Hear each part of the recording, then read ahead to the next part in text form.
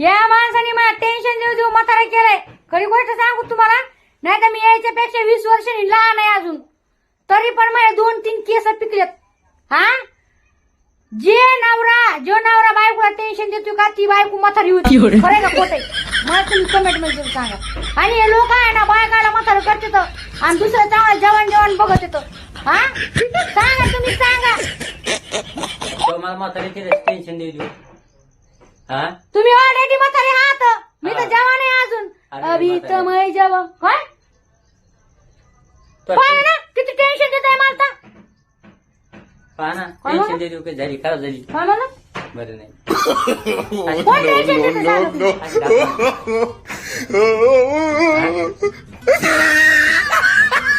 अरे वा, पंखा लावते हवा आहे.